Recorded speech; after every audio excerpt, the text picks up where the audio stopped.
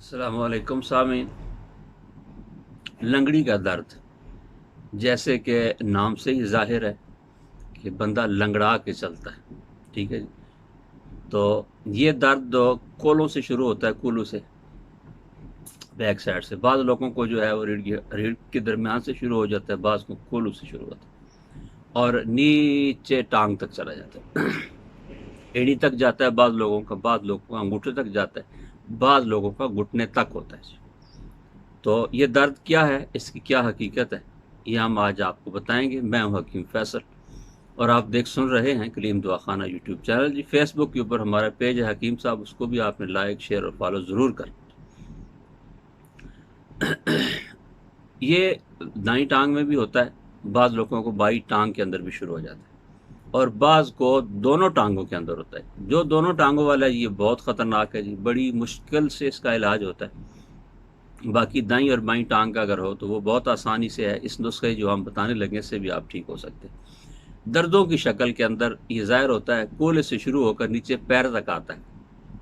کبھی کبھی یہ درد اتنا شدید ہوتا ہے کہ مریض چل پھر نہیں سکتا جی، اور نہ ہی وہ سیدھا کھڑا ہو سکتا ہے۔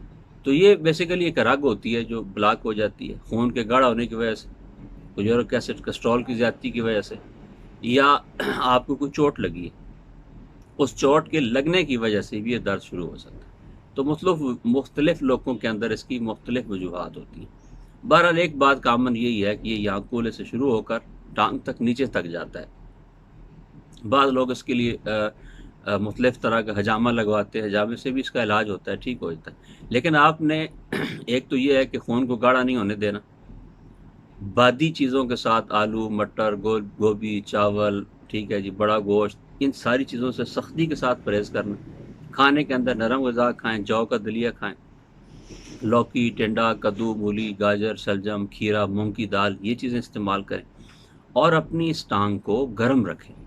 کوئی بھی تیل ہے، زیتون کا تیل ہے اور تلوں کا تیل ہے، اس کے ساتھ روزانہ رات کو مالش کریں اور اس کے اوپر پجامہ چڑھا دیں، اس کو گرم رکھیں، ٹھنڈا نہ ہونے دیں۔ نسخہ کیا ہے جی، بہت آسان ہے۔ مصبر، یہ حکیم کی دکان سے لے لیں، 10 گرام، 1 تولہ۔ 20 گرام ہریڑ کا چھلکا، پوست حلیلہ زرد اس کو کہتے ہیں، حکیم سے بتائیں گے اس کو پتہ چل جائے۔ ہریڑ جو عام استعمال والی ہوتی ہے، اس کا چھلکا 20 گرام، اور 20 گرام آپ نے سرنجاں شیریں لینی ہے جی، ایک جڑیں ہوتی ہیں سرنجاں شیریں، یہ لینی ہے آپ۔ اچھے طریقے سے ان کو پاؤڈر بنائیں، بالکل باریک صفوف کر لیں۔ گولیاں بنانا چاہیں تو بیر کے برابر اس کی گولیاں بنا لیں، اور اگر بڑے کیپسول میں بھریں، 1 گرام کا کیپسول، بڑا کیپسول بازار سے آسانی سے مل سکتا ہے، لیں، بھر لیں اس کو، 1 کیپسول صبح 1 شام، پانی کے ساتھ کھانے کے 1 گھنٹے بعد۔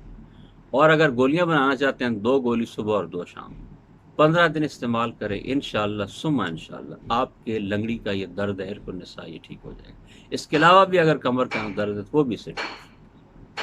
السلام علیکم۔